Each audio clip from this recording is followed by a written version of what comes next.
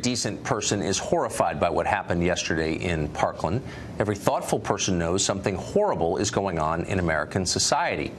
Tragedies like this happen for a reason, and it probably doesn't have a lot to do with guns. The percentage of American households with firearms has dropped dramatically over the past 35 years. Meanwhile, the number of mass shootings has risen. If you're over 40, you did not grow up in a country like this. So the question is, what happened? It could be a lot of things. Far more Americans than ever before take psychiatric medications. Are outbursts of violence a potential side effect? We don't know, but it's possible. Does the social atomization of modern society play a role in all this? Well, spending life online does cause alienation. We know that. Last week, we interviewed author Johann Hari, who has studied the dramatic rise of depression in this country. As he pointed out, the most common answer to the question, how many close friends do you have, is now zero. A lack of meaningful relationships does cause despair. Perhaps in rare cases, it drives some to mass murder. Meanwhile, the nuclear family has collapsed nationwide. Does a generation of boys growing up without fathers pose a threat to this country? Of course it does. Why wouldn't it? Fatherlessness is one feature common to many mass shooters. Nobody's surprised by that. And what about men more broadly? As a group, men are not thriving in this country right now. Ignore the propaganda, and there's a lot of it, and instead look at the numbers. Men kill themselves more, graduate less, and of course commit pretty much 100% of mass shootings. It's a disaster, which for some reason our elites persist in ignoring. In March, this show will begin a month-long series every Wednesday on what is happening to men. We hope it'll be interesting. But why haven't we been talking about this for years? Now, we're not saying any of these factors caused the massacre we saw yesterday. We don't know that. We are saying we ought to do our honest best as a nation to figure out what exactly is going on here. But we're not doing that. That vital conversation has been drowned out and made impossible by mindless screeching about gun control led by blustery charlatans in the media, you know exactly who they are, and also in Congress, whose only real agenda is moral preening. They aren't trying to solve the problem. Their aims are darker than that. Press a little bit and you'll see it.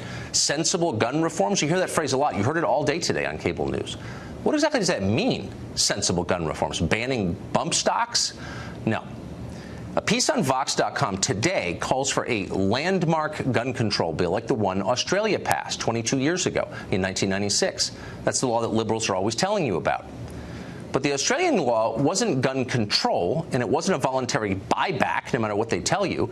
It was gun confiscation, a wholesale mandatory disarmament of the entire civilian population. Imagine what would happen if you tried that here in this country. America is not Australia for a bunch of reasons, including our history and our Bill of Rights. Imagine federal officials marching from house to house, seizing hundreds of millions of firearms from law-abiding citizens, and then fining and imprisoning those who resist. Vox approvingly calls this leadership. In fact, it's a recipe for bloodshed and civil war. It's nuts. Yet it is a common fantasy on the left. Dan Pfeiffer was a senior advisor to Barack Obama. Now he's a contributor at CNN, of course. Last fall, Pfeiffer wrote an article attacking his fellow Democrats for what he bluntly called fake moderation on guns.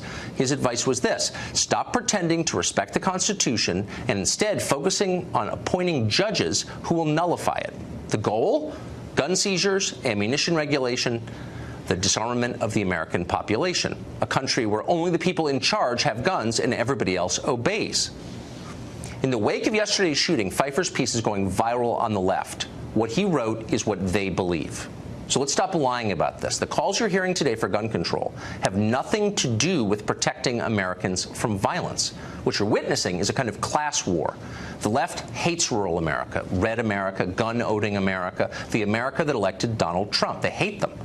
Progressives are still in charge of most of the major institutions in this country, and they despise the autonomy of an armed population. They want collective punishment for the sins of a few. They seek to obliterate a core constitutional right rather than trying to mitigate its downsides. They call it gun control, but it's not. It's people control. For the left, voters who can't be controlled can't be trusted.